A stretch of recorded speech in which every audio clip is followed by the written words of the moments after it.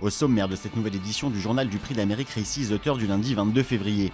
Dimanche prochain à Vincennes se tiendra la dernière épreuve des Ultimate Finals avec le Prix de Paris Marathon Race. Focus sur la liste des 29 engagés qui devront avaler les 4150 mètres de la grande piste.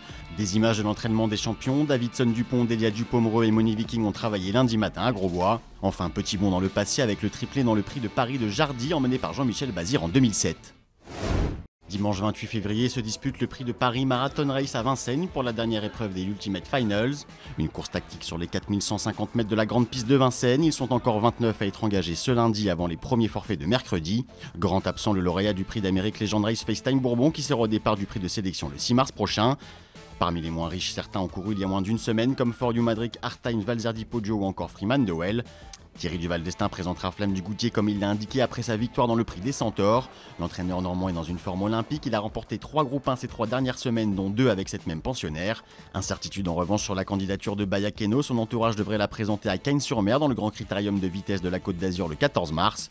Lauréat en 2020 avec Bélina Josselin, Jean-Michel Bazir aura à cœur de défendre son titre au sulky de Davidson Dupont.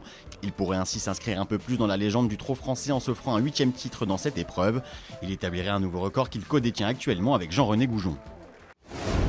Clélia Moncorget est allée ce lundi à Grosbois. 3 chevaux qui seront en vue dimanche ont effectué leur travail ce matin. Davidson Dupont, fautif dans le Prix de France Speed Race, n'a pas été trop secoué sur la grande piste du centre d'entraînement. La protégée de Sylvain Roger, Delia Dupomereux, est-elle réglée comme du papier à musique.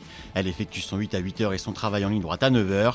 La jument est Tony qui arrivera sans aucun doute affûtée pour le Prix de Paris Marathon Race avec Eric Raffin au sulky.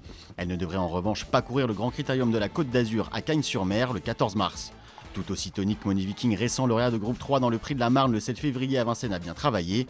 Réservé pour l'échéance de dimanche prochain, il aura à cœur de prendre sa revanche après sa faute dans le Prix d'Amérique Legend Race. Il pourra compter sur sa grande maniabilité comme l'a confirmé Mathieu Abrivard après sa victoire avec le protégé de Pierre Vercruis le 7 février dernier. Pierre, il préserve pour le Prix de Paris maintenant. Donc c'est le vrai cheval. Ça, ouais, voilà. Bah ouais, parce qu'il respire bien. C'est toujours les rênes posées, il respire et quand tu demandes de stand, il se met en action. Donc c'est un vrai jouet. Vous pourrez retrouver un sujet complet sur Moni Viking dès mercredi, préparé par Clélia Moncorget sur equidia.fr.